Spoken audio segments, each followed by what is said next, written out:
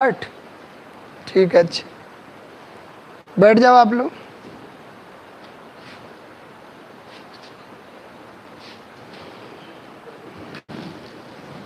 आप सभी को नमस्कार। और आज हम लोग सेशन शुरू करेंगे और इसमें हम लोग पढ़ रहे थे। आवाज़ तो जाएगी ना? आवाज़ तो जा रही है, एक बार आप चेक कर लेना। हाँ, नहीं तो माइक का भी इस्तेमाल कर लेंगे। इसमें हम लोग जो है पूर्व मध्यकालीन भारत में स्टडी कर रहे थे और पूर्व मध्यकालीन भारत में एक टॉपिक हम लोग पढ़ रहे थे, इस्लाम धर्म का उद्भव और विकास।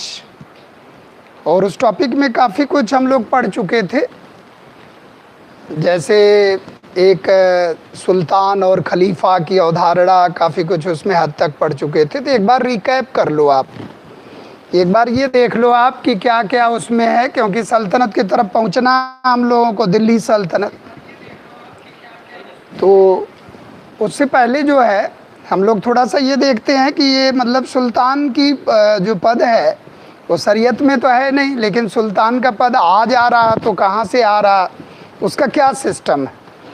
तो ये स्टोरी जो है ये पैगंबर हजरत मोहम्मद साहब से जुड़ी है, जिनको हमने बताया भी था कि सऊदी अरब में मक्का में 570 ईस्वी सन में हजरत मोहम्मद साहब का जन्म होगा।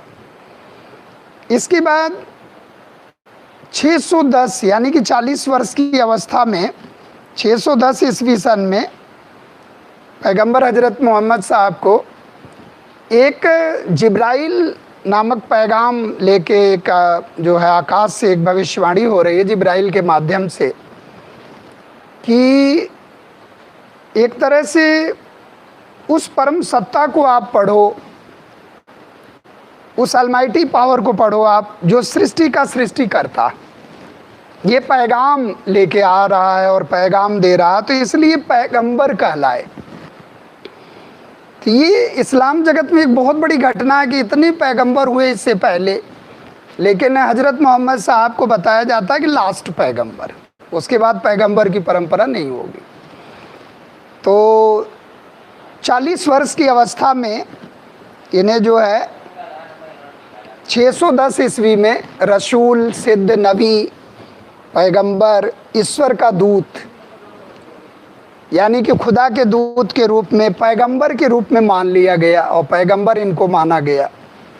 और ये दुनिया के लास्ट पैगंबर, और इसके बाद पैगंबर की परंपरा नहीं। और फिर आप देखोगे कि बड़ी मतलब जो अरब का कार्य था, अरब का मूल कार्य क्या था? मूर्ति पूजा, मूर्तियों का संरक्षण करना। और इस्लाम धर्म में मूर्तियाँ प्रतिबंधित हैं, वर्जित हैं। तो एक बहुत बड़ा इनके साथ एक तरह से कह लीजिए कि बड़ा विरोधपूर्ण कार्य होने लगा कि अभी कैसे मूर्ति पूजा का विरोध करें, क्योंकि जिस कबीले से थे, कुरैश कबीला, उसका मेन काम वही था। तो अब ये धीरे धीरे जो है देख रहे हैं कि क्या स्थिति है, अगर लोग नहीं मान रहे हैं तो मक्का से मदीना की ओर हिजरत कर जाएंगे। तो एक नया कंसेप्ट आया इस्लाम धर्म में, और 622 में आया। 622 में हजरत मोहम्मद साहब क्या कर गए? मक्का से मदीना की ओर चले गए, यानी कि हिजरत कर गए। और हिजरत के कारण ये शुरू हुआ क्या? हिजरी संवत। क्या शुरू हुआ? हिजरी संवत की शुरुआत हो गई। बहुत आराम आराम से करना, आपको कॉम्पिटिटिव चीज़ों को निकालना है, उसमें हमें टू द पॉइंट चलना है कि क्या हम कंपटीशन के क्षेत्र में क्या चीज़ें हम अप्लाई कर सकते हैं, मेंस में लिखने के लिए आएगा तो कैसे हम उसको कर सकते हैं, प्री में कैसे हम उसको समझ सकते हैं। इन सब चीज़ों को ध्यान में रख के तब इस टॉपिक को पढ़ना। तो हिजरत हो गया, और हिजरत हो गया तो हिजरी संवत की शुरुआत हो गई। और हिजरी संवत का मतलब क्या है? 622 यानी कि 622। इसके बाद 10 हिजरी संवत में मदीना में इनका देहांत हो जाता।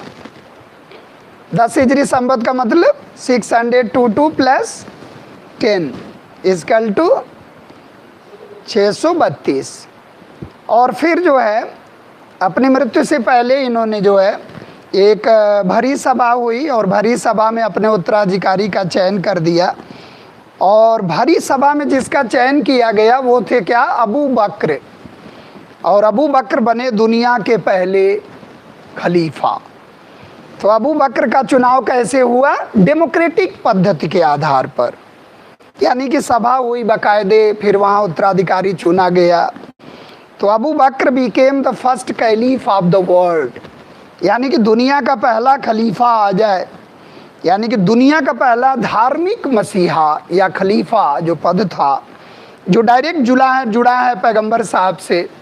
तो किसको मानेंगे हम लोग, अबू बकर। और अबू बकर के ही अनुयायी क्या कहलाए, सुन्नी।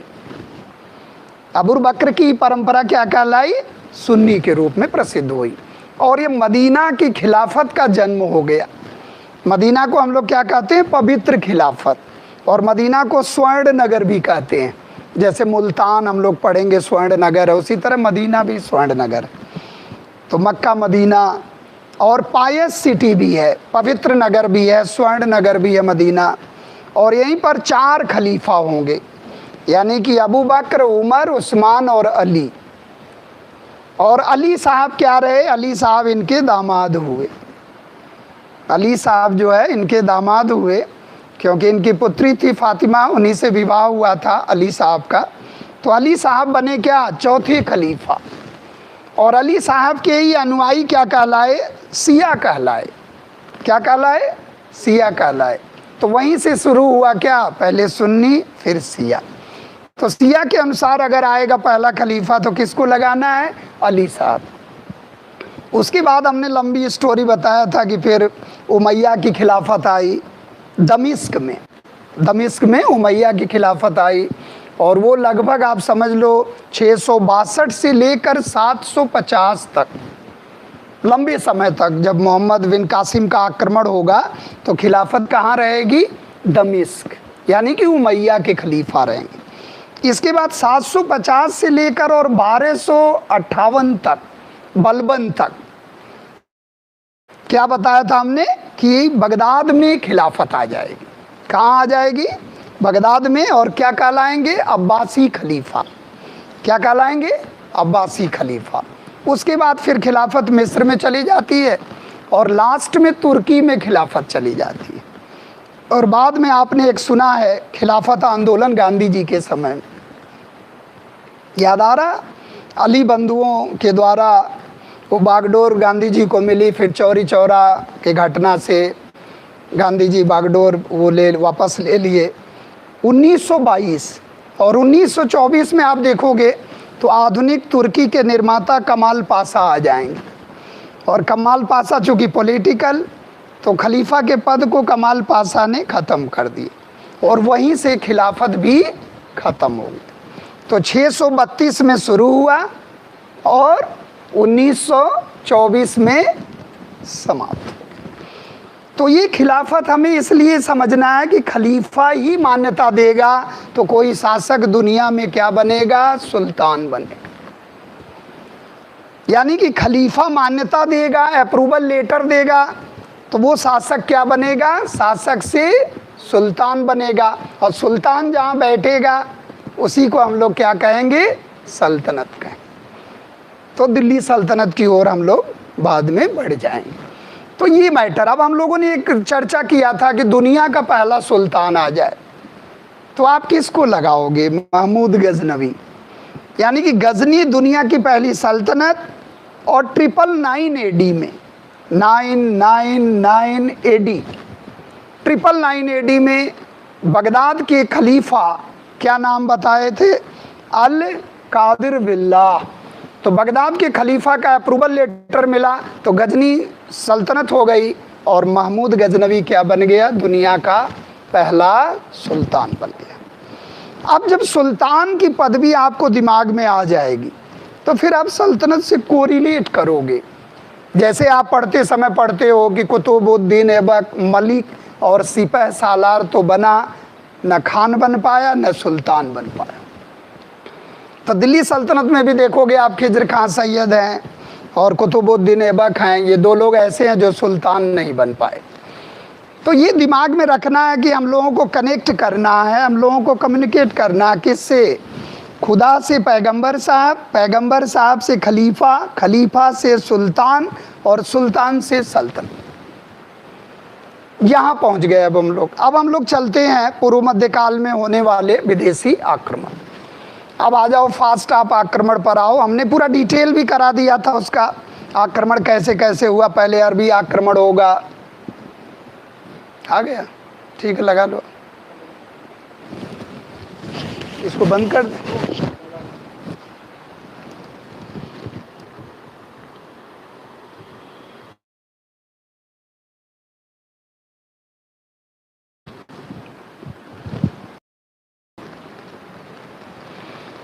अब अरबी का मतलब सऊदी अरब, मक्का मदीना, ये सऊदी अरब के प्लेस हैं। तो अरबी अटैक, और अरबी जो है हज़रत मोहम्मद साहब के प्रभाव में आके ये भी मुस्लिम हो गए, मुस्लिम धर्म को स्वीकार कर लिए। तो बड़ा उनका व्यक्तित्व तो इतना प्रभावशाली रहा कि पूरा दुनिया में जो है आप देखोगे तो एक तरह से इस्लाम धर्म का प्रचार प्रसार हो रहा। तो अरबी बिकेम आल्सो मुस्लिम।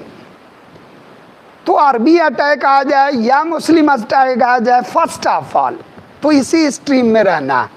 और जब एक चीज़ और आपको ध्यान रखना है, हमने एक चीज़ आपको बताया था कि एक शब्द आया था हिंदू और एक शब्द आया था हिंदू।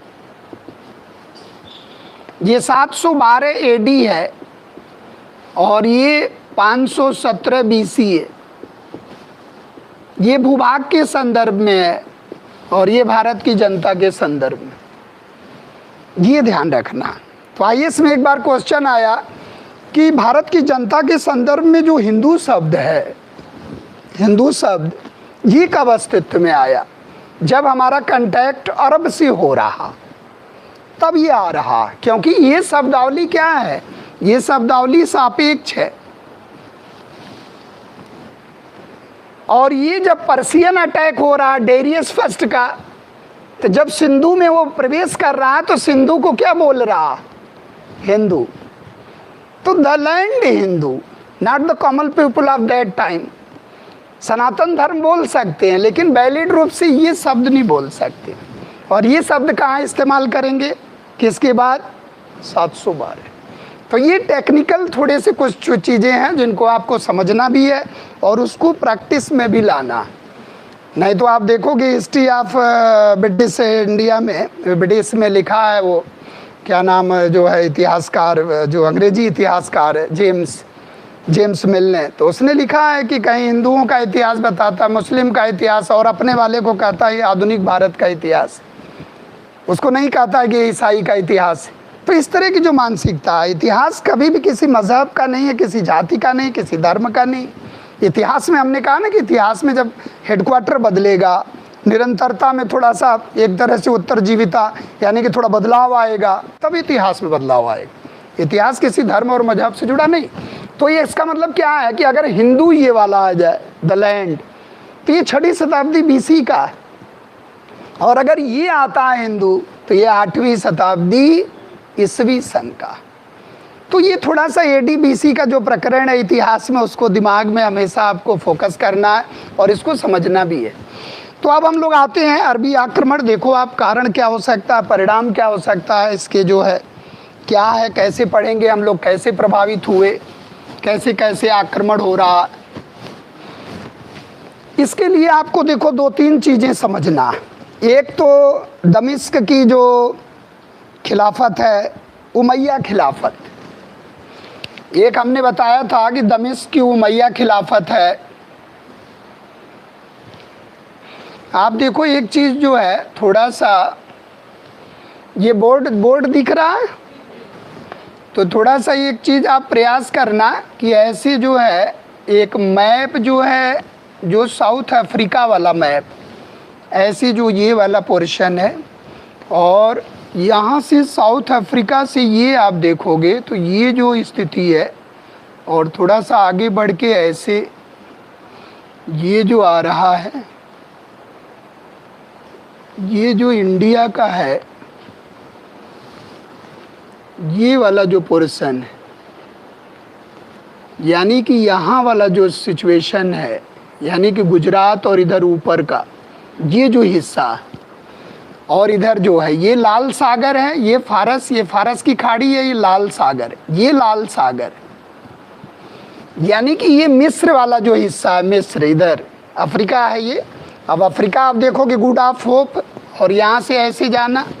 अभी ये जो है ये रेड सी है, ये पर्सियन है, ये पर्सियन गल्फ है, यानी कि फारस की खाड़ी वाला है।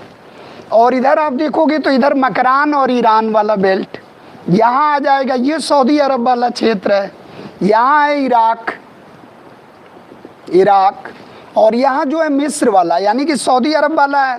तो दमिश्क यानी कि सीरिया, दमिश्क जहाँ खलीफा है, और खलीफा की पोजीशन यहाँ है दमिश्क, यानी कि दमिश्क में कौन सा खलीफा है, उमैया। अब आप देखो आक्रमण की पोजीशन क्या है। तो ये जो रूट है यानी कि यहाँ से आक्रमण होगा, और यहाँ श्रीलंका। अब ये श्रीलंका से जहाज चलेगा। ये देखो आप, तत्कालिक कारण क्या आया कि यहाँ से जहाज चल रहा है, और यहाँ से इस जहाज को यहाँ भी जाना है और यहाँ भी जाना है। ये तात्कालिक कारण बनेगा, यानी कि श्रीलंका से उपहार और कुछ बच्चियां भी उसमें हैं, जो राजा प्रथम वलीद जो खलीफा, यहाँ का एक खलीफा है जिसको हम लोग प्रथम वलीद कहेंगे, प्रथम वलीद या वाहिद, कहीं किताबों में लिखा रहेगा वाहिद। ये खलीफा वाहिद हैं जिनके समय में आक्रमण होगा, वही मोहम्मद बिन कासिम। तो अब आप एक चीज़ ये देखो कि धर्म का प्रचार प्रसार कुछ भी हो सकता है आक्रमण का कारण, लेकिन आक्रमण का जो मूल कारण है, जो बहाना लिया गया कि आक्रमण क्यों कर रहे हैं, तो आक्रमण का जो तात्कालिक कारण है वो क्या है, यहाँ से जाने वाला पानी का जहाज। यानी कि श्रीलंका से जो पानी का जहाज जा रहा है वो सिंध, यानी कि सिंध के देवल और थट्टा में लूटा जा रहा। जो बंदरगाह हैं ढेर सारे, देवल, थट्टा, ब्राह्मणाबाद, सेरूर, नेरून, बहुत ढेर सारे हैं। तो ये जो पोजीशन है यानी कि सिंध वाला जो क्षेत्र है, ये सिंध का पूरा है, और यहीं पर एक बंदरगाह है क्या, देवल या दाबोल बंदरगाह। अब यहाँ जो है कुछ ऐसे हैं, जैसे आपके देखोगे मेड़ हैं, जाट हैं, कुछ ऐसे वहाँ पर लोग रहते हैं जो मतलब लूटपाट का काम करते हैं। राजा दाहिर का भी उस पर बस नहीं है, क्योंकि सिंध का राजा क्या है, दाहिर। अब देखो स्थिति क्या है, सिंध में राजा कौन है, दाहिर, सिंध का राजा है दाहिर।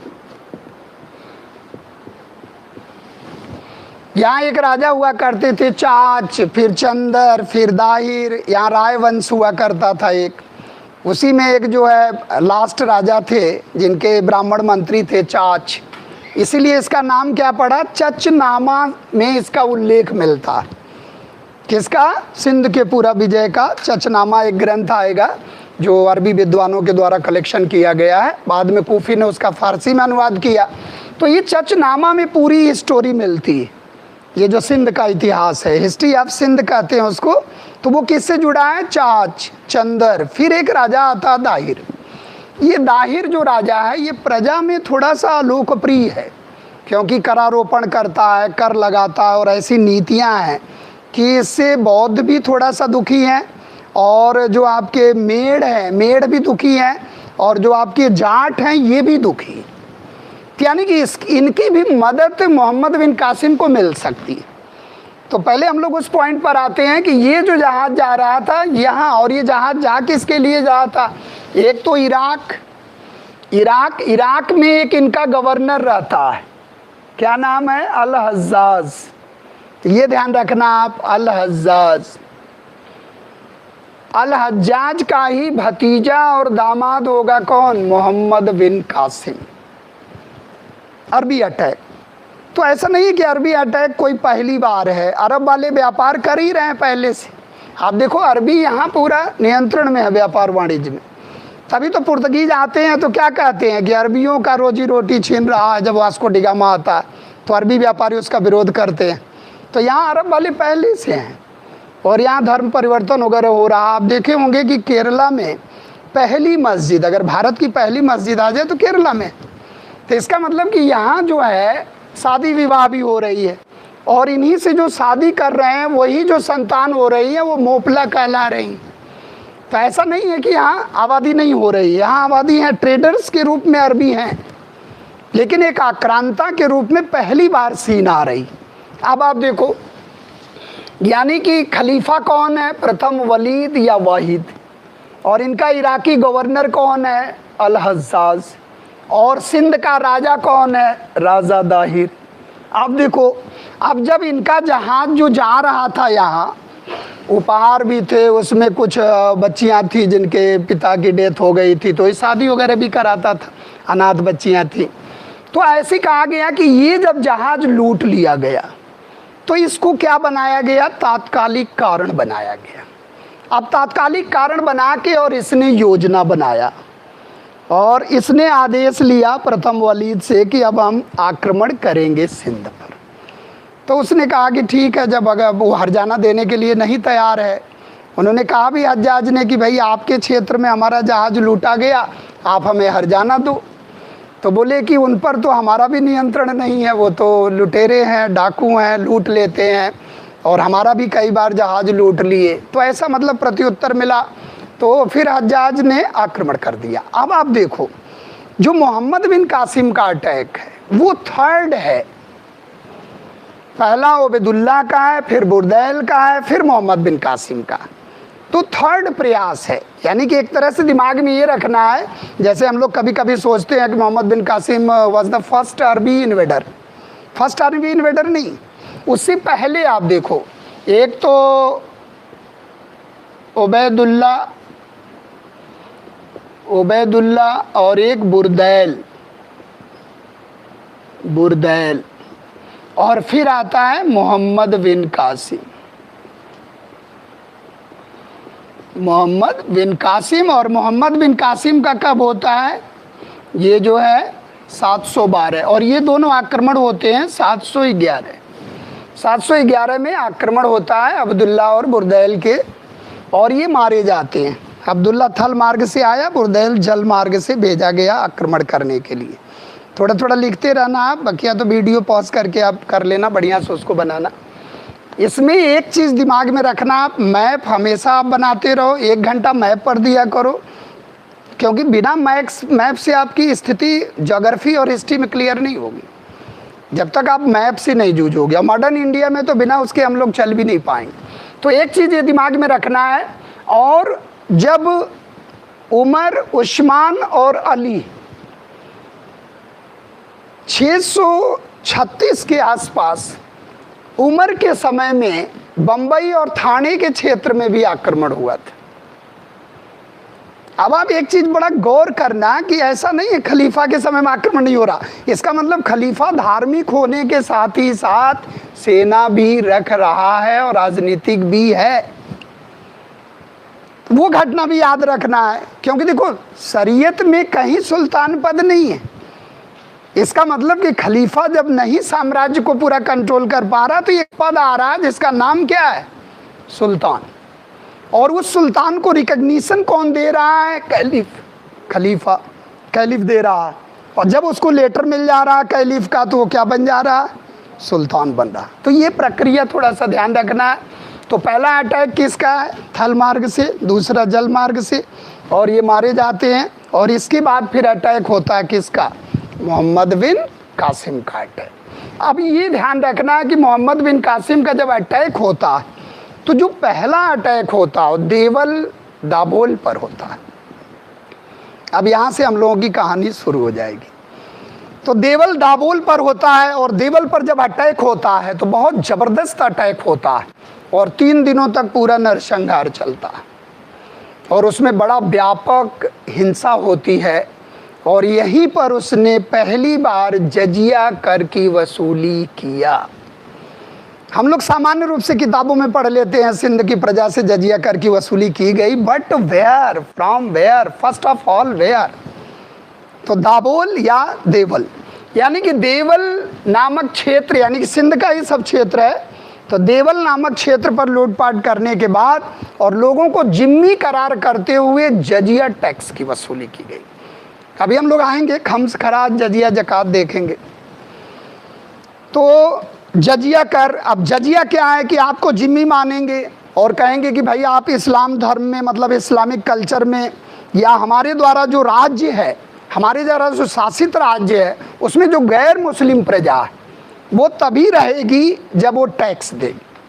और ये टैक्स क्या था? सुरक्षा कर था। और 10, 20, 40 टंका, ध्यान रखना आप, 10, 20, 40 टंका प्रति व्यक्ति प्रति वर्ष लगता था।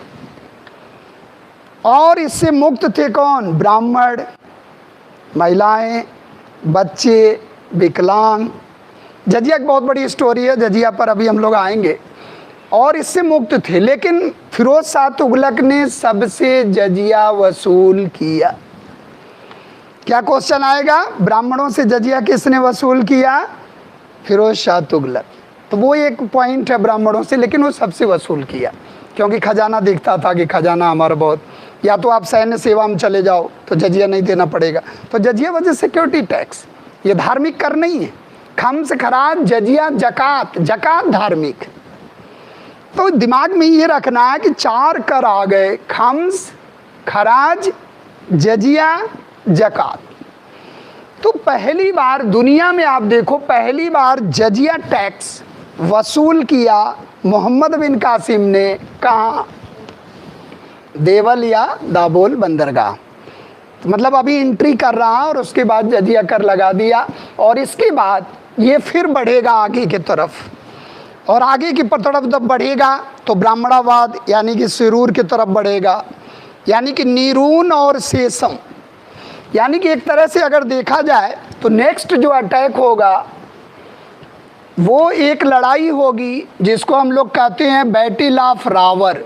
रावर का युद्ध होगा। ये बैटल याद रखना, रावर का युद्ध। रावर नेक्स्ट प्लेस है, देवल दाबोल के बाद एक प्लेस है रावर, बैटल ऑफ रावर।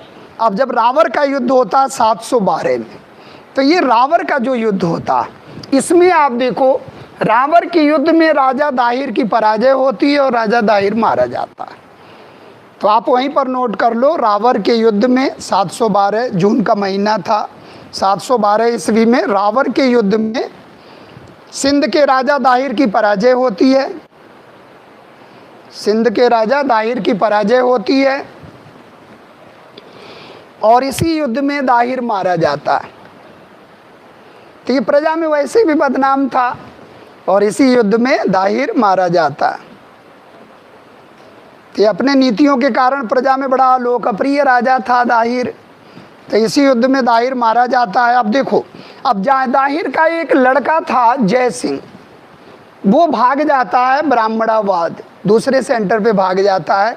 और दाहिर की जो पत्नी है रानी बाई, वो बहुत लड़ाई लड़ती है। रानी बाई जो है अपने सेना को लेकर और फतेह अपने पति के जगह पर जो है, क्योंकि पति की डेथ हो गई तो रानी बाई ने लड़ाई छेड़ दिया। लेकिन बाद में रानी बाई की हत्या हो जाती है और वहाँ बहुत से आप देखो जब वो नहीं बचा पाती हैं अपने को तो जौहर कर जाती हैं, मतलब अन्य स्त्रियों के साथ रानी बाई वहाँ जौहर कर जाती हैं और जय सिंह भाग जाता है ब्राह्मणाबाद। इसका मतलब नेक्स्ट आक्रमण कहाँ होगा? ब्राह्मणाबाद। तो ये थोड़ा क्रम ध्यान रखना है, आक्रमण का क्रम, क्योंकि कभी कभी मिलाने के लिए आएगा, सेंटर पूछेगा कहाँ कैसे क्या। तो ब्राह्मणाबाद, और ब्राह्मणाबाद में भाग कर आ गया कौन? जय सिंह। और फिर ब्राह्मणाबाद में अटैक होगा, तो ध्यान रखना है। तो पहला जो है, पहला अटैक देवल, देवल के बाद वहीं नीरून है। नीरून ये बौद्ध धर्म का केंद्र है, तो बौद्ध धर्म वाले वैसे ही राजा के फेवर में नहीं थे तो ये सरेंडर कर गए। जैसे जाट हैं, बौद्ध हैं और ये मेड़ हैं, तो ये तो मोहम्मद बिन कासिम के साथ ही हो गए, क्योंकि ये राजा से दुखी थे दाहिर से। तो ये नीरून में सरेंडर कर गए। नीरून के बाद फिर आप देख रहे हो कि रावर में आया, रावर का युद्ध हुआ और बड़ा निर्णायक युद्ध हुआ, रावर का युद्ध, जिसमें राजा दाहिर मारा गया। फिर रावर के बाद जो है सेंटर पर आता है ब्राह्मणाबाद। ब्राह्मणाबाद, और ब्राह्मणाबाद में भी लड़ाई होती है और ब्राह्मणाबाद में इनकी एक पत्नी है लाडो देवी और 2 पुत्रियां हैं, सूर्यमल और परिमल देवी, सूर्यमल देवी और परिमल देवी। तो यहाँ भी लड़ाई होती है और यहाँ जो है वो पराजित होता है, जिनका जो बेटा था, और अंततः वो जो है इस्लाम धर्म को स्वीकार कर लेता है। तो ब्राह्मणाबाद के बाद आप देखोगे कि फिर ये आगे बढ़ते हैं, और फिर जब आगे बढ़ते हैं तो एल्लोर पहुँचते हैं। और ये एल्लोर जो है ये राजधानी हुआ करती थी सिंध की, एल्लोर। अब एल्लोर विजय ही सिंध के विजय को पूर्ण कर रहा, मतलब ये बिल्कुल एकदम समझ लो कि एल्लोर विजय और एल्लोर विजय से सिंध की विजय पूर्ण हो जाएगी। और ये राजधानी एल्लोर सिंध की राजधानी है। और इसके बाद जो है लास्ट अटैक इनका होगा सिक्का पर, और सिक्का के बाद ये पहुंच जाएंगे कहाँ, मुल्तान पर। और ये मुल्तान पर इनको बहुत अभूतपूर्व धन दौलत मिलेगी, और मुल्तान पर स्वर्ण सिक्के खूब मिलेंगे। तो इसको इन्होंने क्या बताया कि गोल्डन सिटी, मुल्तान को गोल्डन सिटी का नाम दिया। तो एल्लोर जो है सिंध विजय को पूर्ण करता है, क्वेश्चन आ चुका है तो ध्यान रखना है। और इसके बाद लास्ट इनका अभियान रहता है कहाँ, मुल्तान, और मुल्तान के बाद फिर ये अभियान फिनिश हो जाता है। और फिर आप देखोगे कि 714 के आसपास, अब बीच में फ्रैक्शन आता है, उसके बीच में हम लोगों को नहीं जाना है कि क्या क्या प्रकरण होता है। 714 के आसपास वहाँ जो है सत्ता में परिवर्तन हो जाता है, कहाँ, खलीफा, और खलीफा चेंज हो जाता है। खलीफा आ जाता है क्या, सुलेमान। और खलीफा सुलेमान का हज्जाज के साथ शत्रुतापूर्ण संबंध था। अब जब हज्जाज के साथ शत्रुतापूर्ण संबंध था और हज्जाज का दामाद था कौन, मोहम्मद बिन कासिम, तो सुलेमान जो है इसको दंड दे देता है, किसको, राजा दाहिर को। तो इस तरह से ध्यान रखना है कि राजा दाहिर एक तरह से मारा जाता है सुलेमान के आदेशों से, और फिर ये चैप्टर यही फिनिश हो जाता है 15 में। अब आप देखो ये एक प्रकरण रहा कि सिंध पर जब विजय होती है तो इसका परिणाम क्या निकलता है। एक तो हो गया आक्रमण अभियान, और एक हो गया कारण।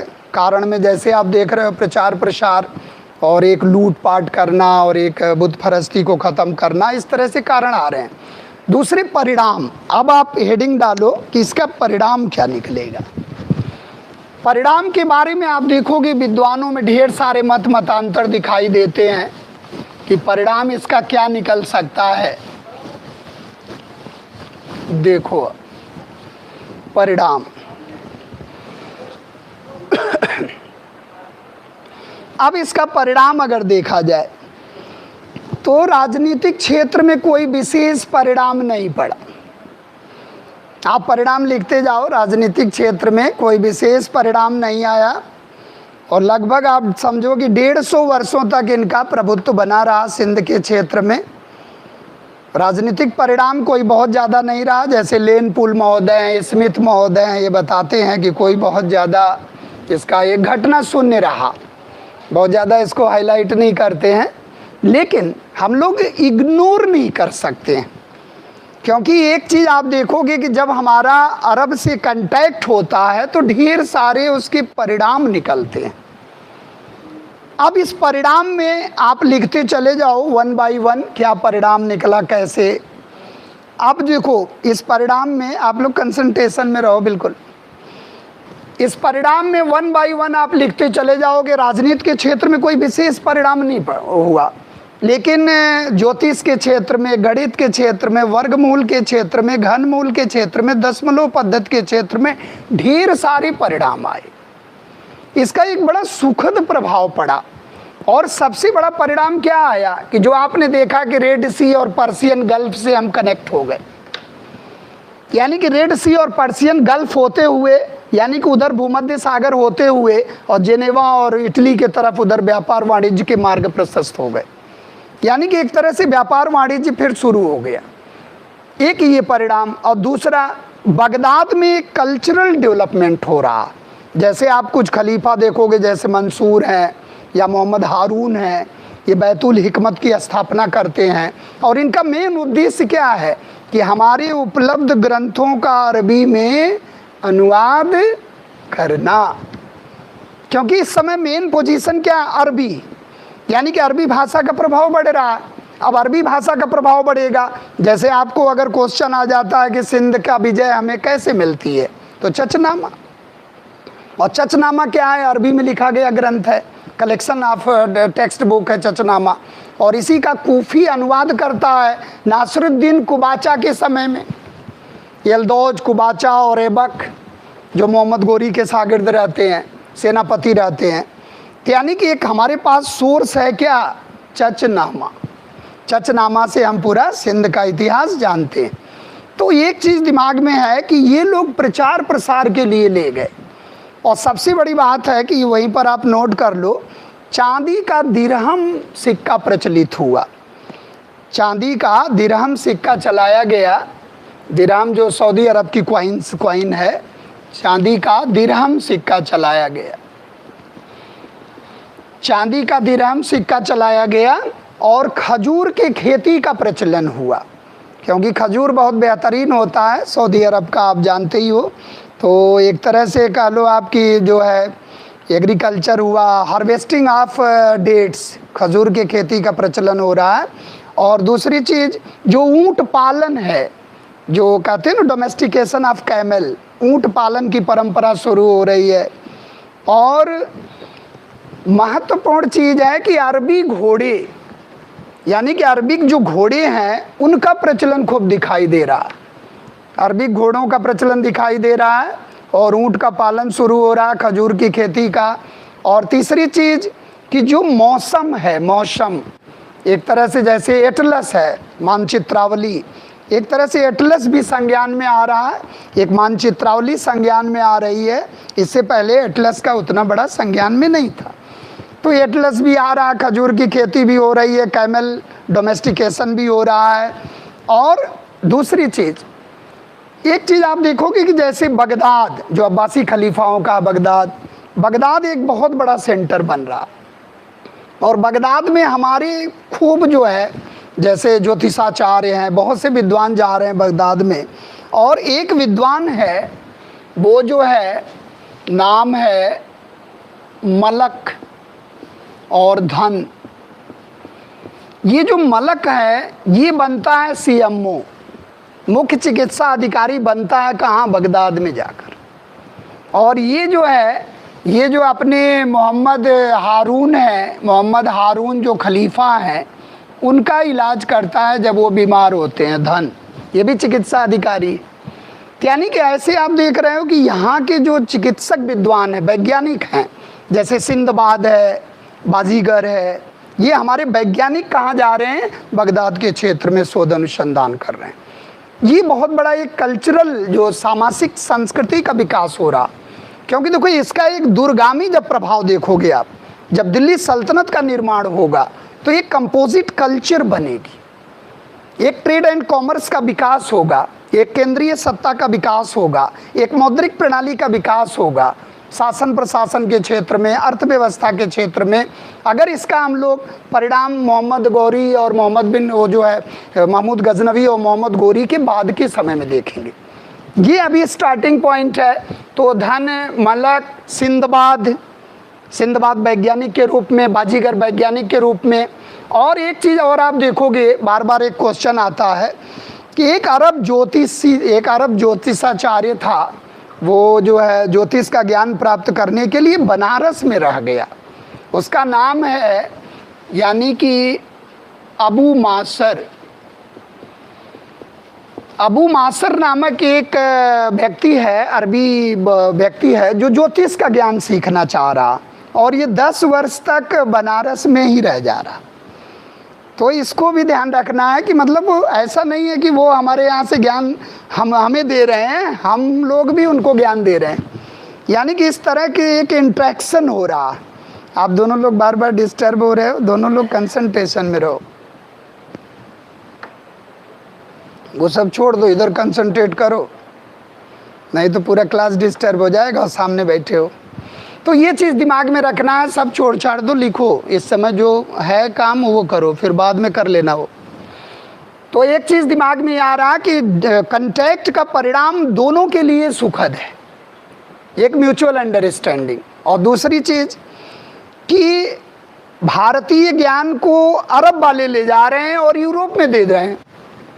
आशीर्वादी लाल श्रीवास्तव को देखो और इतिहासकार हेवेल्स को देखो, ये कह रहे हैं कि वही ज्ञान जो भारतीय ज्ञान है वो यूरोप में जा रहा अल्टीमेटली अरबियों के थ्रू, और वही ज्ञान बाद में आ रहा है कहाँ, भारत में।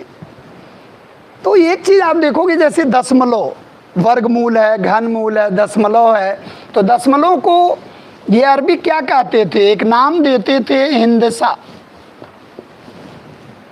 एक नाम दिया उन्होंने हिंदसा, यानी कि हिंद का नंबर सिस्टम, यानी कि जो नंबर सिस्टम हमारा है वर्गमूल, घनमूल और दशमलव पद्धति, ये ज्ञान ले जा रहे हैं। अब एक विद्वान है जो अरबी जगत में ले जाके इसका प्रचार प्रसार कर रहा है, वो अल ख्वारिज़मी करके, आप देखो, आप इसको लिख लो, अल ख्वारिज़मी नामक एक अरबी विद्वान है जो इसका प्रचार प्रसार 9वीं शताब्दी में पूरे अरब जगत में कर रहा। तो ये भी बहुत एक सुखद पॉइंट है, और इसको देखोगे आप पूरा प्रचार प्रसार से जुड़ रहा है, सांस्कृतिक रूप से हम दोनों लोग जुड़ रहे हैं। और तीसरी चीज़ क्या है कि एक विद्वान है अबेलार्ड करके एक विद्वान है जो 12वीं शताब्दी में इस ज्ञान को यूरोप में ले जा रहा। अबेलार्ड नामक विद्वान 12वीं शताब्दी में इस ज्ञान को यूरोप में ले जाके प्रचार प्रसार कर रहा। यानी कि एक तरह से अगर देखा जाए तो ये जितने अरबी के स्कॉलर हैं वो भारतीय ज्ञान को कहाँ ले जाके प्रचार प्रसार कर रहे हैं, यूरोप में कर रहे हैं। और इस बात की जानकारी किसके कोटेशन से मिल रही है, वो हैं आशीर्वादी लाल श्रीवास्तव। तो आशीर्वादी लाल श्रीवास्तव स्पष्ट रूप से कहते हैं कि वो ज्ञान कहीं और का नहीं है, वो भारतीय जगत का ज्ञान है जो अरब वाले वहाँ से उठाए और यूरोपीय जगत में उसका प्रचार प्रसार कर रहे हैं। तो अरबी आक्रमण का एक तरह से आप देखो कि प्रभाव भी पड़ा, और उसको देखेंगे हम लोग। और इसके बाद हमने 4 टैक्स का नाम लिया था, जो टैक्स बताया था आपसे, खम्स, खराज, जजिया, जकात। एक और चीज़ है कि आपको बड़ा आश्चर्य लगेगा कि एक व्यक्ति है, जैसे चरक संहिता, आप देखो कुछ जो है लिख लो आप, चरक संहिता है, ब्रह्म सिद्धांत है, ब्रह्म सिद्धांत है, चरक संहिता है, और एक है आपका जो विष्णु शर्मा का है पंचतंत्र, विष्णु शर्मा का पंचतंत्र, इनका अरबी में अनुवाद होता है। ये चरक संहिता है और ब्रह्म सिद्धांत है और विष्णु शर्मा का पंचतंत्र है, इसका अरबी में अनुवाद होता है। तो ये चीज़ ध्यान रखना है कि ये जो विष्णु शर्मा का पंचतंत्र है इसका अरबी में अनुवाद होता है और इसका नाम पड़ता है कलीला बा दिमना, कलीला बा दिमना। ये विष्णु शर्मा का पंचतंत्र है और ये पुस्तक बाइबिल के बाद दुनिया की सबसे ज़्यादा लोकप्रिय पुस्तक। विष्णु शर्मा का जो पंचतंत्र ग्रंथ है ये दुनिया में बहुत हाईलाइट है। After Bible this is the most popular book of the world. और इसका अनुवाद हो रहा है कलीला बा दिमना के नाम से, अरबी स्कॉलर इसका अनुवाद कर रहे हैं और टाइटल क्या दे रहे हैं, कलीला बा दिमना। और यही चीज़ जब अबुल फजल के द्वारा अकबर के समय में होगी तो अनवारे सुहेली के नाम से होगा, क्योंकि अकबर जो है ट्रांसलेटर विभाग यानी कि ट्रांसलेशन विभाग की स्थापना कर दिया था और पूरे ग्रंथों का फारसी में अनुवाद करा रहा था, और यहाँ अनुवाद किस में है, सब अरबी में। तो इस तरह से आप देखोगे तो हमारे जितने भी ग्रंथ, कुछ के टाइटल मिलते हैं, जैसे तुर्जुमाए बाराही एक ज्योतिष का ग्रंथ था, उसका भी अनुवाद किया गया, चरक संहिता का अनुवाद किया गया, ब्रह्म सिद्धांतिका ये ब्रह्मगुप्त का है ब्रह्म सिद्धांत। ऐसे आर्यभट्ट के ग्रंथ हैं, आर्यभट्टीयम सूर्य सिद्धांतिका, उसका अनुवाद सिंध हिंद के नाम से किया गया। तो ये जितने मिल रहे हैं इसका मतलब कि वो हमारी संस्कृति को जानना चाह रहे हैं अल्टीमेटली। और हमारी संस्कृति किस में है, संस्कृत भाषा में। तो जाहिर सी बात है संस्कृत भाषा को किस में बदलेंगे, अरबी में। तो ये एक अरबी का मतलब पूरा माहौल बन रहा। और अरबी में आप ध्यान देना, 2-3 ग्रंथ हैं जो अरबी में हैं, बकिया सब फारसी में आएंगे, क्योंकि फारसी क्या बन जाएगी, दिल्ली सल्तनत और मुग़ल काल की राजभाषा बन जाएगी। तो अरबी में जैसे चचनामा अरबी में है, जैसे एक ग्रंथ आएगा किताबुल हिंद अल-बरूनी का, जो महमूद गजनवी के समय में आएगा, किताबुल हिंद, वो भी अरबी में है। एक इब्न बतूता का आएगा रहला, जो इब्न बतूता आएगा मोरक्को यात्री मोहम्मद बिन तुगलक के समय में, वो रहला लिखता, वो भी अरबी में है। तो 2-3 ग्रंथ को याद रखना है, बकिया मैक्सिमम ग्रंथ जो आ जाएगा वो पर्शियन में होगा। लेकिन अभी चूंकि हम लोग अरबी, फारसी, संस्कृत, ये ऐसे चल रहा, पूरा अंतर्द्वंद चल रहा है, ऐसे पीरियड में हम लोग इस समय हैं। तो ये चीज़ ध्यान रखना है। इसके बाद आप देखोगे कि कुछ जो है, जैसे कुछ नगर अस्तित्व में आएंगे, जैसे मंसूरा है, एक नगर है मंसूरा है, और एक है मुल्तान है, और एक जो है आपका अल महफूजा है, अल महफूजा नगर। इसको ध्यान रखना, ये 730 के आसपास ये गुर्जर प्रतिहार से अपने को सुरक्षित करने के लिए अरबियों ने एक नगर बसाया, जिसका नाम क्या पड़ा, अल महफूजा। नाम से ही लग रहा, क्योंकि गुर्जर प्रतिहार डायनेस्टी बहुत एक तरह से शक्तिशाली डायनेस्टी थी, और उसमें एक राजा था मिहिर भोज, और मिहिर भोज को इस्लाम का शत्रु भी माना जाता है, क्योंकि उसकी घुड़सवार सेना बहुत ज़बरदस्त थी। तो ये चीज़ ध्यान रखना है। तो अरबी अपने को एक एकांतवास में रखना चाहते थे, कि थोड़ा प्रोटेक्शन में रखना चाहते थे, तो वो अपने लिए एक सुरक्षित नगर बनाए, उसी का नाम क्या है, अल महफूजा। तो मुल्तान भी अस्तित्व में आया। मंसूरा को इन्होंने राजधानी बनाया, पहले राजधानी एल्लोर थी और बाद में राजधानी कहाँ आ गई, मंसूरा। तो ये नगर भी अस्तित्व में आ रहे हैं ड्यू टू द अरबी कंटैक्ट। तो ये चीज़ ध्यान रखना है कि आर्थिक क्षेत्र में और एक तरह से सांस्कृतिक क्षेत्र में, कला, वास्तुकला, ज्योतिष के क्षेत्र में कुछ आदान प्रदान होता है, लेकिन इसका कोई पॉलिटिकल इफेक्ट बहुत ज़्यादा नहीं पड़ता है। 1.5 वर्ष तक, 150 वर्षों तक लगभग सिंध पर इनका अधिकार रहता है। इसके बाद आप देखोगे तो हमने अभी जिक्र किया था जजिया टैक्स। अब आप देखो 4 टैक्स है, खम्स, खराज, जजिया, ज़कात, ये 4 टैक्स मिलेंगे। खम्स, खराज, जजिया, ज़कात, ये जो चारों टैक्स हैं वो इस्लाम धर्म में लिए जाते थे और वैलिड भी थे। और ये जो खम्स है, ये खम्स जो है, खम्स को गनीमा भी कहते थे, ये लूटी हुई संपत्ति है, गनीमा,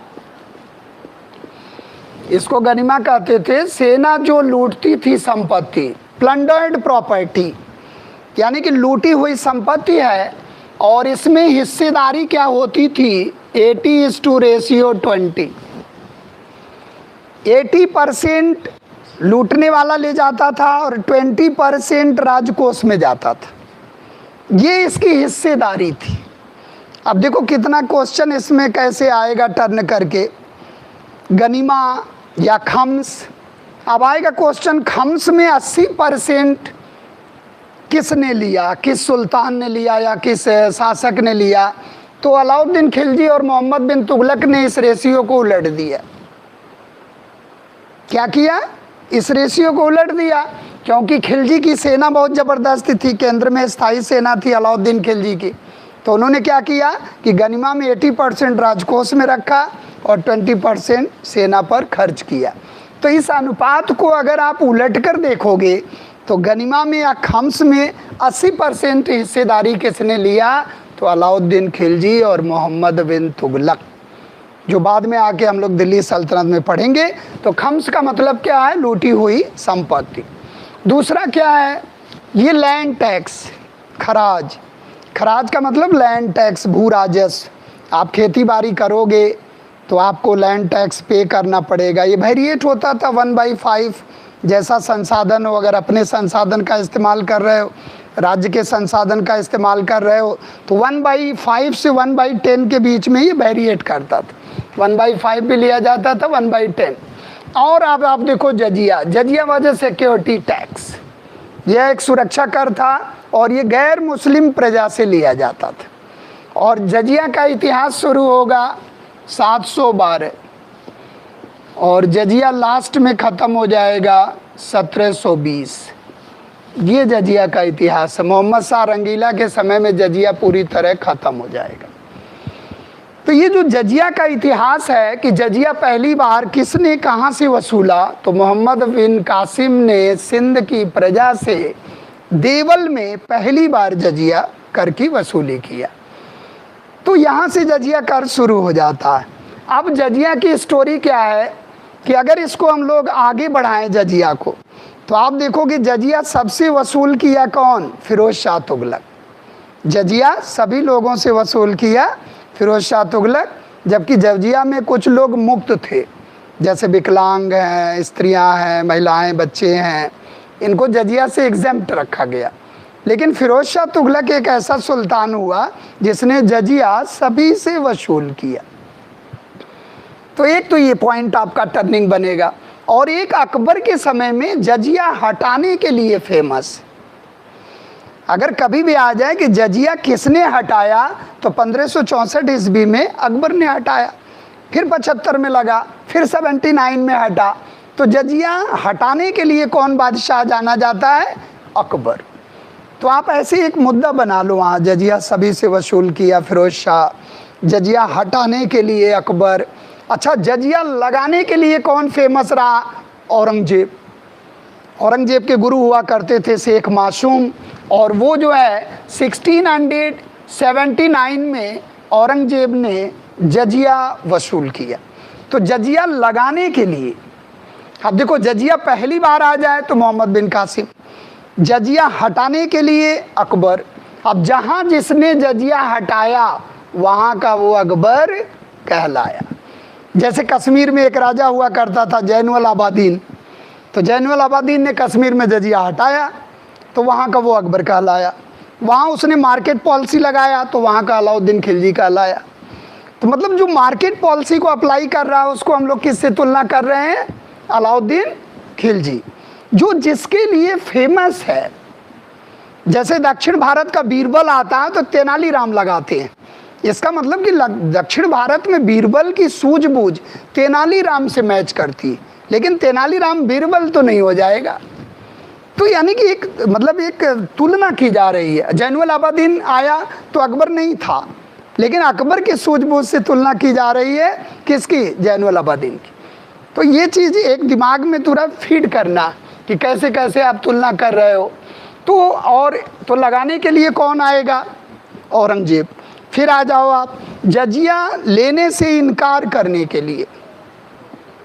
अब एक क्वेश्चन बनाओ, पॉइंट बनाओ आप, जजिया लेने से इनकार करने के लिए। अब जजिया लिया ही नहीं, बोले राजकोष भरा पूरा है, जजिया की ज़रूरत नहीं है, हम काम कर लेंगे बिना जजिया के भी। और जजिया लोगों से नहीं लिया कौन, अलाउद्दीन हसन बहमन शाह उर्फ हसन, वही बामनी साम्राज्य का संस्थापक, जो नहीं कहते हैं कहाँ राजा। जजिया लेने से इनकार कर दिया अलाउद्दीन हसन बहमन शाह उर्फ हसन गंगू। और यही जो है 1347 में इसी ने बहमनी सल्तनत की स्थापना कर दिया। तो ये बहुत बड़ा सुल्तान है, ध्यान रखना आपको। अलाउद्दीन हसन बहमन शाह उर्फ हसन गंगू ने जजिया लेने से इनकार कर दिया। और लास्ट में आप देखो कि जजिया का लास्ट आता है किसके समय में, औरंगजेब के डेथ के बाद। 1720 ईस्वी में मोहम्मद शाह रंगीला का समय रहता है और यहाँ जजिया सदैव के लिए हटा दिया जाता है। उसमें सैयद ब्रदर्स का प्रभाव रहता है, अब्दुल्ला खां और हुसैन अली जो किंग मेकर रहते हैं। तो यहाँ यानी कि जजिया शुरू हुआ कब, 1720। तो इसको थोड़ा ध्यान रखना है, जजिया हटाने के लिए, लगाने के लिए, सब पर लगाने के लिए, इस तरह से क्वेश्चन आएगा। अब आओ लास्ट, ये है धार्मिक कर। उसी धर्म में लगाया जाए, उसी धर्म से लिया जाए, उसी धर्म में खर्च कर दिया जाए धार्मिक कर, यानी कि ज़कात। अब ज़कात क्या है? यानी कि मुस्लिम धर्म में एक परिपाटी चली कि ज़कात यानी कि मदद के लिए, जो गरीब है, असहाय है, उसको अपने कुल इनकम का 2.5 मदद के लिए दे देना चाहिए, अगर हिसाब निसाब से ऊपर है तब। अगर एक अच्छी स्थिति आपकी बनती है तो यू हैव टू पे ज़कात। तो मुस्लिम धर्म में ऐसा एक कंसेप्ट आया, इसलिए इसको हम लोग क्या मानते हैं कि it was a religious tax, यह एक धार्मिक कर है, बकिया सब धर्मनिरपेक्ष कर है। तो इस तरह से ये 4 कर बार बार आपको आएंगे, दिल्ली सल्तनत में भी आते रहेंगे, ठीक है। इसके बाद हम लोग आते हैं, अब चलो आप थोड़ा आगे बढ़ो, अब आ जाओ नेक्स्ट। अब हम लोग आते हैं तुर्की मुस्लिम आक्रमण, नेक्स्ट रूट में आ जाओ आप। जजिया, हाँ सिक्योरिटी टैक्स है, वो तो आप सेना में आ जाओ, नहीं देना पड़ेगा। वो दरअसल राजकोष में जा रहा है ना, वो किसी पर्टिकुलर धर्म के लिए नहीं लगाया जा रहा। तो एक चीज़ ध्यान में रखना है। अब आ जाओ आप, लिखो तुर्की मुस्लिम आक्रमण।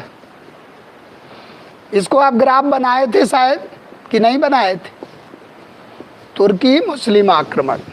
और तुर्की मुस्लिम आक्रमण में 2 तरह का आक्रमण हमने बताया था, एक तो यामनी वंश और एक संसबनी वंश। पहला आक्रमण किसका होगा? यामनी वंश, यामनी वंश। और यामनी वंश का मतलब क्या है? गजनी साम्राज्य। अफगानिस्तान के इलाका में है गोर और गजनी की पहाड़ियाँ, जिसमें गोर की पहाड़ियाँ बीच में होती थी। ईरान और गजनी के बीच में गोर की पहाड़ियाँ हैं, इनकी आपस में दुश्मनी चलती थी।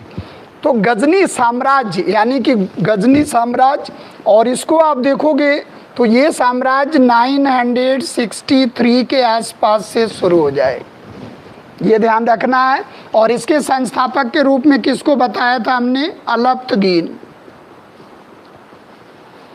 और भारत में प्रवेश करने वाले कौन थे? सुबुक्तगीन।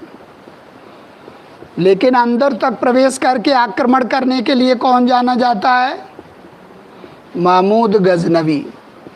देखो अब सुबुक्तगीन, तो अलप्तगीन संस्थापक, यामनी वंश का संस्थापक आ जाए तो Alptigin, who laid down the foundation of Yamini dynasty in Ghazni, तो अलप्तगीन। लेकिन भारत के सरहद में प्रवेश करने वाला पहला तुर्की मुस्लिम आक्रमणकारी, यानी कि तुर्की शब्द लगा रहेगा, तुर्की मुस्लिम आक्रमणकारी के रूप में किसका नाम मिलता है? सुबुक्तगीन। यानी कि 986 के आसपास 986 में इसने हिंदू मोर्चे को जो जयपाल ने बनाया था उसे पराजित किया। बार बार ये पंजाब की तरफ आक्रमण करते हैं क्योंकि बॉर्डर पर था, गोमल दर्रे से होते हुए बार बार, जैसे खैबर दर्रा से आता है गोरी, गोमल दर्रे से आता है। तो ध्यान रखना है, खैबर दर्रे से बार बार एंट्री होती है। तो कौन सी डायनेस्टी वहाँ है? यामनी वंश। और यामनी वंश है, और यामनी वंश देखोगे आप, इसका संस्थापक कौन होगा? अलप्तगीन। इससे मतलब नहीं भारत में। और पहली बार एंट्री करेगा सरहद क्रॉस करके कौन? सुबुक्तगीन। लेकिन आक्रमण के लिए प्रसिद्ध रहा है कौन? महमूद गजनवी। तो ऐसे थोड़ा सा सिस्टमेटिक रूप से ध्यान में रखना है। अब देखो महमूद गजनवी, और लास्ट में 997 के आसपास, यानी कि 997 के आसपास पंजाब पर अटैक करता फिर ये। और उस समय एक मोर्चे में ये सुबुक्तगीन मारा जाता है, जो महमूद गजनवी का पिता, उसी वाले मोर्चे में मारा जाता है। इसके बाद आप देखोगे कि 998 और 999, ये याद होगा समय। 998 में सिंहासन पर बैठता है, और 999 में इसने उपाधि धारण किया था, क्या? गाजी, सुल्तान और मूर्ति भंजक। तो इन उपाधियों से पता चलता है कि गाजी की उपाधि, सुल्तान की उपाधि और मूर्ति भंजक की उपाधि, यानी कि धार्मिक कारण भी दिखाई दे रहा है राजनीतिक कारण भी दिखाई दे रहा है, और एक तरह से आप देखो तो धार्मिक कारण, राजनीतिक कारण और आर्थिक कारण तो था ही, उसका तो आधार लेके आया ही था, क्योंकि सत्ता का निर्माण कहाँ करना था, विस्तार कहाँ करना था, गजनी, और धन कहाँ से ले जाना था, और धन मंदिरों में खूब मिलता है, इसलिए मंदिर ठिकाने बने, पूरा मंदिरों में लूटपाट हुई। और इस तरह से देखोगे आप तो यहाँ जो आपको इनमें अंतर दिख रहा है, फर्स्ट इन्वेडर आ जाए तो यहाँ, फर्स्ट इम्पोर्टेंट इन्वेडर आ जाए तो यहाँ कारण इसके दिख रहे हैं, पूरा आर्थिक, राजनीतिक, धार्मिक। तो आर्थिक, राजनीतिक, धार्मिक जो है कारण दिख रहे हैं, यानी कि कभी भी आप देखो, कभी भी आ जाए इसका कारण तो उपर्युक्त सभी लगाना। अब देखो कैसे, एक तो बुत परस्ती को खत्म करना चाह रहा कि मूर्ति पूजा न हो, दूसरे धर्म का प्रचार प्रसार करना चाह रहा, तीसरे एक तरह से कह लीजिए मुल्तान और पंजाब पर अधिकार भी करना चाह रहा, और उसको सीमांत चौकी बनाना चाह रहा, और वहीं से गतिविधियों का अध्ययन करेगा भारत में। तो इसका मतलब जो अधिकार कर रहा है, मुल्तान को जो गजनी का अंग बना रहा, पंजाब को जो गजनी का अंग बना रहा, that's was the political motives of Mahmud Ghaznavi. तो इकोनॉमिकल मोटिव्स भी है, रिलीजियस मोटिव्स भी है, और पॉलिटिकल ऑब्जेक्टिव भी है, यानी कि उपर्युक्त सभी कारण है। लेकिन अगर मुख्य कारण आएगा तो क्या लगाना है, आर्थिक। मुख्य कारण आएगा तो क्या लगाना है, आर्थिक। और सहायक कारण के रूप में आ जाए तो धार्मिक, क्योंकि टाइटल से दिख रहा, आप गौर से देखो, गाजी, बाबर ने गाजी की उपाधि बाद में धारण किया, इसका मतलब क्या, जिहाद टाइप का गाजी। और सुल्तान पॉलिटिकल टाइटल, खलीफा से जुड़ा, खलीफा ने खिल्लत दिया तो सुल्तान हो गया, यानी कि दुनिया का पहला सुल्तान आ जाए तो किसी लगाओगे आप, महमूद गजनवी। और दुनिया की पहली सल्तनत गजनी, और दुनिया का पहला सुल्तान गजनवी। तो ये चीज़ दिमाग में रखना, और मूर्तियों को तोड़ने वाला, ये हो गया उद्देश्य। अब इसके बाद आप देखोगे तो 1000 से लेकर 1027 के बीच 17 बार आक्रमण होता। हेनरी इलियट नामक विद्वान ये बताते हैं, लिख लो आप, हेनरी इलियट नामक विद्वान का यह मानना है, हेनरी इलियट नामक विद्वान का यह मानना है कि 1000 से लेकर 1027 के बीच में 17 बार आक्रमण हुआ।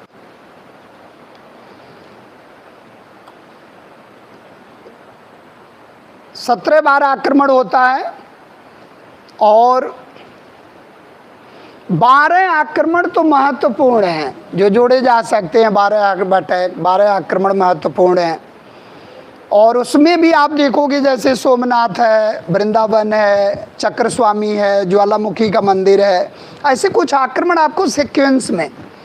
एक बार क्वेश्चन आया आईएएस में, तो वो थोड़ा सीक्वेंस में मिलाने के लिए था, सुमेलित करने के लिए था। तो इस तरह से आप देखते जाओ कैसे कैसे आक्रमण हो रहा, और कैसे आक्रमण जो है फर्स्ट और सेकेंड, थर्ड, फोर्थ। तो पहला जो आक्रमण हो रहा है वो पेशावर के सीमांतवर्ती दुर्गों पर हो रहा। फर्स्ट सेकेंड लिखते चले जाओ आप। फर्स्ट आक्रमण लिखो आप 1000 ईस्वी में, 1000 ईस्वी में पेशावर के सीमांत दुर्गों पर हो रहा। उधर की तरफ से आ रहा, पंजाब के तरफ से, तो पेशावर के सीमांत दुर्गों पर आक्रमण हो रहा 1000 ईस्वी। और अगले ही वर्ष यानी कि 1001 ईस्वी में पंजाब पर अटैक करता। और पंजाब आपने देखा ही कि बिल्कुल एकदम बॉर्डर पर है। पंजाब पर अटैक करता, और वहाँ एक डायनेस्टी होती है हिंदू शाही वंश। एक वहाँ डायनेस्टी होती है पंजाब में ब्राह्मण शाही वंश है या हिंदू शाही वंश है। ब्राह्मण शाही डायनेस्टी या हिंदू शाही डायनेस्टी। और इसी में राजा रहते हैं कौन, जयपाल। जयपाल हैं, फिर आनंद पाल आएंगे, फिर त्रिलोचन पाल आएंगे, फिर भीमपाल आएंगे। और ये लल्ली शाही, ये अपने को कनिष्क का वंशज मानते हैं। वो केदार कुषाण से गुप्तों ने सत्ता ले लिया। तो केदार कुषाण यानी कि कनिष्क के वंशज, यानी कि एक तरह से कह दीजिए कि लल्लीय शाही या ब्राह्मण शाही डायनेस्टी है और इसकी शुरुआत हो जाती है। और इसमें एक राजा आते हैं। पहले इसकी राजधानी, आप ध्यान रखना, पहले इसकी राजधानी कहाँ थी? काबुल। बाद में राजधानी इनको ट्रांसफ़र करना पड़ता है जब काबुल पर अटैक हो जाता है, कब्जा हो जाता है, तो इनकी राजधानी बनती है उद्भांडपुर। और उद्भांडपुर, और इसे कहते हैं बैहिंद। ये बार बार क्वेश्चन आता है। और बाद में त्रिलोचन पाल के समय में राजधानी हो जाती है नंदन। 3 राजधानियाँ चेंज होती हैं क्योंकि जाबुल और काबुल की तरफ से इनकी सत्ता शुरू होती है। काबुल का मतलब पंजाब का पश्चिमी भाग, इधर काबुल, कंधार नीचे है, मकरान, यानी कि पंजाब का पश्चिमी भाग जो है, पहले राजधानी काबुल हुआ करती थी। फिर जयपाल के समय में राजधानी कहाँ बदल जाती है? उद्भांडपुर, बैहिंद। और फिर बाद में त्रिलोचन पाल के समय में राजधानी होती है नंदन। ये वाली राजधानी बहुत फेमस है, ये मोस्ट इम्पॉर्टेंट, बार बार क्वेश्चन आता है।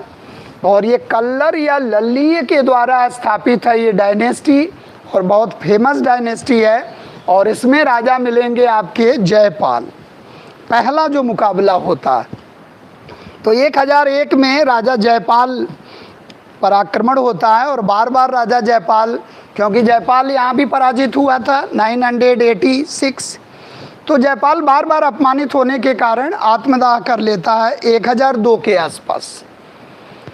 तो 1001 में कहाँ रहा अटैक हुआ? पंजाब। अब पंजाब के अटैक के बाद फिर ये आगे बढ़ते हैं तो मुल्तान, यानी कि अब आप देखो धीरे धीरे, एक तो पंजाब पर अटैक, फिर आगे बढ़ेंगे ये तो अटैक करेंगे उच्च पर, वहीं है सिंध के पास में ही उच्च है, भेरा है, भेरा पर अटैक करेंगे। फिर थोड़ा सा आगे बढ़ेंगे तो अब मुल्तान पर अटैक हो, और मुल्तान पर अटैक होगा लगभग 1006 के आसपास, मुल्तान 5-6 के आसपास। डेट बहुत ज़्यादा याद नहीं करना, क्रम याद करना है। तो यहाँ सिया वंश था, करमाथिया, फतेह दाऊद वगैरह का शासन था। यहाँ करमाथिया सिया थे, सिया मतावलंबी। और मुल्तान गोरी के आक्रमण का भी शिकार बनता है और गजनवी के भी आक्रमण का शिकार बनता है। तो यहाँ जो है उनको फतेह दाऊद को पराजित करके, और जयपाल का एक नाती होता है, उसका नाम जानते हैं? सुखपाल। और सुखपाल को यहाँ नियुक्त कर देता है, और सुखपाल धर्म चेंज कर लेता है, नौसा शाह उसका नाम रहता है। ये जयपाल का नाती है सुखपाल, जो नौसा शाह के रूप में यहाँ शासन कर रहा था। इसके बाद जैसे ही महमूद गजनवी जाता है तो ये बगावत कर जाता है, नौसा शाह विद्रोह कर जाता है। फिर वो रिवर्स आक्रमण करता है, यानी कि 5-6 तक तो वो सीमांतवर्ती क्षेत्रों में ही रहेगा। तो आप देखो, इसके बाद जब आक्रमण विद्रोह कर जाएगा तो 1008 के आसपास फिर मुल्तान पर आक्रमण होगा। और जब अब की बार आक्रमण होगा तो मुल्तान को गजनी साम्राज्य का अंग बना लिया जाएगा। तो पहला हेडक्वार्टर जिसको गजनी साम्राज्य का अंग घोषित किया गया, मुल्तान। इसका मतलब कि उसका राजनीतिक उद्देश्य भी परिलक्षित हो रहा है।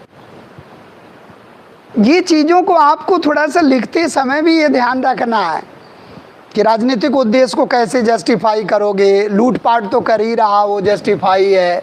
धार्मिक उद्देश्य कैसे जस्टिफाई है, क्योंकि बुद्ध परस्ती को ख़त्म कर रहा है, मूर्ति पूजा को ख़त्म कर रहा, मूर्तियों को तोड़वा रहा है। तो ये चीज़ों को थोड़ा सा दिमाग में आप रखोगे तब लाइनें चल पाएंगी। तो मुल्तान को दिल्ली से उसका अपना गजनी साम्राज्य का अंग बना लेता है। इसके बाद इसी वर्ष जयपाल का जो उत्तराधिकारी है आनंदपाल, फिर पंजाब पर अटैक। तो लिख लो आप, सेम ईयर 1008 में ही उसने पंजाब पर आक्रमण कर दिया। 1008 में ही उसने पंजाब पर आक्रमण कर दिया। और पंजाब पर जब आक्रमण किया तो यहाँ एक लड़ाई होती है, छाछ का युद्ध होता है। छाछ का युद्ध होता है, और छाछ के युद्ध में आनंद पाल की पराजय होती है। ये सक्सेसर ऑफ जयपाल।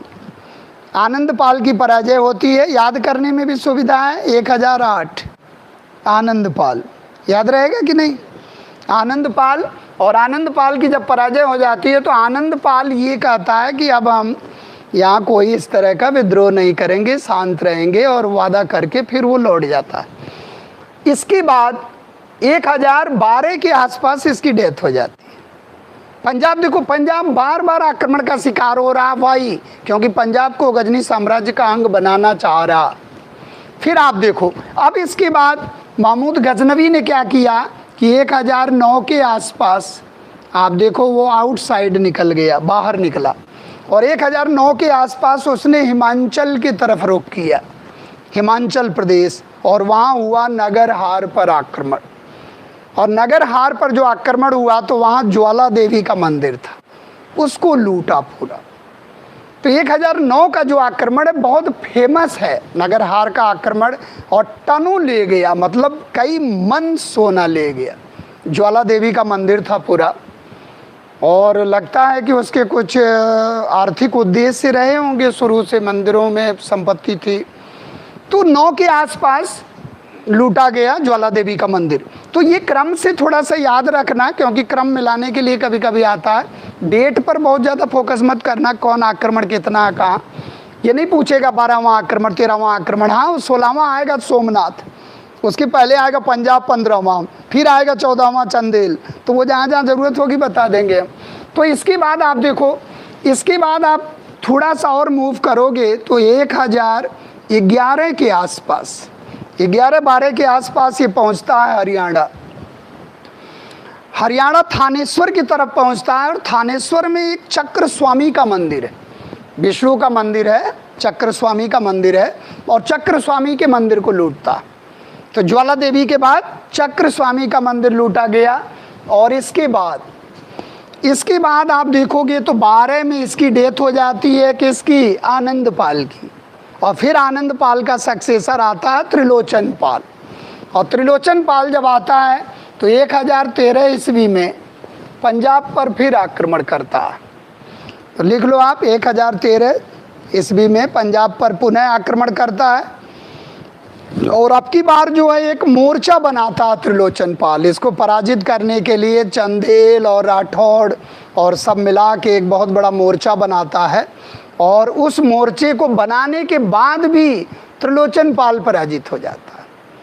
और जब त्रिलोचन पाल पराजित हो जाता है, आप सोचो आप कैसी स्ट्रैटेजी उसकी है, अल्टरनेट करके जा रहा है और फिर वहाँ से आ रहा, मैनेज कर रहा है, और कैसी बिखराव है, कैसा लैक ऑफ यूनिटी है इंडिया, जो उसका मुकाबला नहीं कर पा रहा है।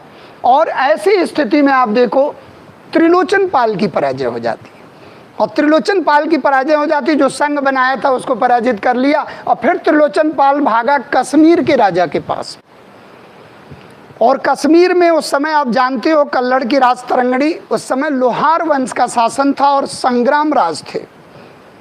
उससे पहले आप देखोगे रानी दिद्धा का कश्मीर में शासन रहता है, सुगंधा, दिद्धा और सूर्यमती, ये कश्मीर में कुछ शासिकाएँ हैं जिसमें रानी दिद्धा का शासन बड़ा फेमस रहता है। जैसे उत्पल वंश है, कारकोट वंश है, उत्पल वंश है, लोहार वंश है। जब कल्लड़ की राजतरंगिणी आप पढ़ोगे तो कश्मीर का पूरा सिस्टमेटिक इतिहास मिलेगा। तो अभी ये भागा किधर की तरफ? कश्मीर की तरफ। और कश्मीर में लोहार वंश के राजा संग्राम राज ने उसको संरक्षण दे दिया। और कश्मीर का मौसम ऐसा था, वो अटैक तो किया लेकिन रिवर्स होकर उसको लौट आना पड़ा। यानी कि नेक्स्ट आक्रमण कहाँ करेगा? कश्मीर में। फिर मौसम ने साथ दिया तो लौट आया। अब आ जाओ आप, अब महत्वपूर्ण फेज में हम लोग गंगा घाटी में प्रवेश करेगा वो। और पहली बार वो मैदानी क्षेत्र में, उत्तर भारत में पहली बार मैदानी क्षेत्रों में आ रहा है। यानी कि अब आक्रमण करेगा 1018 के आसपास कन्नौज। और 1017 में जब वो ख्वारिज्म शाह पर आक्रमण किया, ख्वारिज्म जो मकरान और उधर गोरी के उधर का इलाका, ख्वारिज्म शाह से इसकी दुश्मनी थी। अब ख्वारिज्म शाह पर जब अटैक करता है तो यहाँ से एक विद्वान पकड़ के ले आया, अल बरूनी या अबू रेहान, इसको नहीं भूलना है। अब यहाँ से एक विद्वान अपने साथ ले आया जिसका नाम है अल बरूनी। ये अल बरूनी का डिस्क्रिप्शन आईएएस का बहुत फेवरेट क्वेश्चन है और पूरा डिस्क्रिप्शन इसका लिखना होता है कि अल बरूनीज रिकॉर्ड, तहकीकाते हिंद, किताबुल हिंद, डिस्कवरी ऑफ इंडिया। 10 वर्षों तक भारत में रहने वाला अरबी, फारसी और संस्कृत भाषा का विद्वान और पहला मुस्लिम जिसने पुराण और एक तरह से कह लीजिए कि विभिन्न ग्रंथों का अध्ययन किया। प्लेटो, अरस्तु को पढ़ा, कपिल मुनि के सांख्य को पढ़ा और योग, पतंजलि के योग को पढ़ा। इतना बड़ा स्कॉलर अल बरूनी को उठा लाया। जब अल बरूनी को ले आया 18 में, उसी समय कन्नौज पर अटैक कर दिया। और कन्नौज में गुर्जर प्रतिहार डायनेस्टी थी और गुर्जर प्रतिहार वंश के एक राजा थे राज्यपाल, और ये राज्यपाल मैदान क्षेत्र छोड़कर भाग जाते हैं।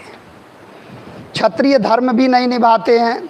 और ऐसे समय में चंदेल वंश का राजा विद्याधर था, बहुत योग्य शासक था, और उसको गुस्सा आया और बहुत एक मोर्चा बनवाया और इनकी हत्या करवा दिया।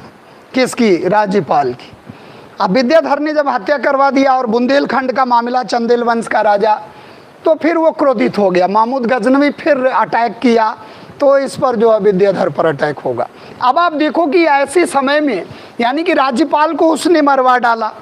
और इसके बाद 1019 के आसपास मथुरा और वृंदावन के मंदिर लूटे गए। लिख लो आप, 1019 के आसपास मथुरा और वृंदावन के तरफ आया और वहाँ के मंदिर लूटे गए। इसके बाद अब इसको प्रतिशोध लेना था किससे? चंदेल राजा विद्याधर, यानी कि बुंदेलखंड की तरफ प्रवेश कर गया। और 1020 के आसपास, 20-21 के आसपास विद्याधर से मुकाबला होता है, यानी कि बुंदेलखंड की तरफ प्रवेश कर गया और वहाँ मिलेगा चंदेल राजा विद्याधर, और विद्याधर मिलेगा और ये सफलतापूर्वक उसका प्रतिरोध करेगा और उसको संधि के लिए बाध्य कर देगा। तो कभी भी क्वेश्चन आए, नमस्ते मैम, आज तो हम लोग ऑडियंस विहीन हो गए हाँ वो तो हैं, इतने तो थोड़ा सा अब एनर्जी बनी हुई है। तो एक चीज़ आप दिमाग में रखना कि चंदेल राजा विद्याधर ने सफलतापूर्वक प्रतिरोध किया और इसको रिवर्स कर दिया। तो कभी भी आ जाए कि भारत के उस राजा का नाम बताओ जो पूरा मोर्चा संभाला, तो वो चंदेल बुंदेलखंड का राजा था विद्याधर। इसके बाद आप देखोगे तो 1021-22 के आसपास पुनः पंजाब पर आक्रमण किया, यानी कि पंजाब के पीछे ही पड़ गया। अब पुनः जब पंजाब पर आक्रमण करता है, और पंजाब हमारी सीमांत चौकी है, उधर से एंट्री होगी, और पंजाब पर जब आक्रमण करता है तो वहाँ हिंदुशाही वंश का लास्ट राजा था भीमपाल, और भीमपाल पराजित होता है और पंजाब को गजनी साम्राज्य का अंग बना लेता है। तो that is political objective of Mahmud Ghaznavi है। नहीं, छोड़ दिया ना, वो तो आक्रमण हो रहा था ना, वो मोर्चा बनाया, हार गया। अब देखो लास्ट इसकी मंजिल कब पूरी होती है? 1021 के आसपास, और Bhimpal was the last ruler of Hindushahi dynasty. और वहाँ से तो वो आक्रमण ऐसा रहा कि खूब धन दौलत लेके जब जाने लगा तो बॉर्डर एरिया में कुछ लोगों से झड़प हो गई, और जैसे जाट हैं, मेड़ हैं और बौद्ध हैं, तो इन लोगों ने छीन लिया उसको। तो फिर उसका प्रतिशोधात्मक आक्रमण हो रहा, जो 17वां, वो 1027 में हो रहा, और फिर 1030 में गजनी में उसका देहांत हो जा रहा। अब आप सोचो कि 1018 से लेकर 1030 तक अल बरूनी जो अबू रेहान था वो भारत में ही रहता था। वो अपना काम करता था और ये अपना काम करता था, और ये लोगों से पूछता था कि कौन सा त्यौहार है, शिवरात्रि का त्यौहार है कि कौन सा त्यौहार, रामनवमी का त्यौहार आप मनाते हो। और वो 11वीं सदी का आईना लिख दिया, इतना बड़ा ग्रंथ लिख दिया, और उसी ग्रंथ का अनुवाद 1888 में इसी सचाऊ के द्वारा किया गया, एन अल बरूनीज इंडियन रिकॉर्ड। यानी कि उसको आप देखो, रजनीकांत शर्मा ने उसका हिंदी में अनुवाद भी किया है। तो पूरा उसका स्कॉलर, उसके लिए पूरा हम लोग काफ़ी समय 10-15 मिनट उसको लगेगा, तो बाद में उसको देखेंगे। तो अल बरूनीज के पूरे रिकॉर्ड को पढ़ेंगे, और फिर जब ये वहाँ जाता है तो ढेर सारी कलाकृतियाँ बनाता है, निगार खाना बनाता है, मस्जिद सा मदरसे बनाता है, जिसको बड़ा टेक्निकल, आप कहोगे महमूद गजनवी बड़ा विद्वान व्यक्ति, संस्कृत, आप सोचो पुराण वगैरह तो पूरा ऐसे पढ़ता था, यानी कि संस्कृत का पहला स्कॉलर। मुस्लिम धर्म में अगर देखा जाए तो संस्कृत का जो पहला स्कॉलर है, और इसके सिक्के भी संस्कृत युक्त हैं, लेख युक्त संस्कृत प्रकार के सिक्के महमूद गजनवी के थे। और इसके सेना में सेवंद राय तिलक, ये हिंदू पदाधिकारी थे। तो इस तरह से हम लोग देखेंगे तो वहाँ निगार खाना बनवाया, अपना खुद का चित्र बनवाया, सबीर जिसको कहते हैं, पोर्ट्रेचर जिसको कहते हैं। तो निगार खाना मतलब एक आर्ट गैलरी बनवाया, और एक तरह से विश्वविद्यालय बनवाया, अजायब घर बनवाया। तो ढेर सारी कलाकृतियाँ, कला और वास्तुकला के क्षेत्र में विकास भी किया, लेकिन गजनी में किया, लाहौर में किया, और भारत को लूटने का केंद्र बनाया। तो इस तरह से हम लोग महमूद गजनवी के आक्रमण को, इसके बाद मोहम्मद गोरी होते हुए फिर हम लोग कल प्रवेश कर जाएंगे दिल्ली सल्तनत। तो जय हिंद, जय भारत, यहीं पर छोड़ देते हैं हम लोग। Thank you.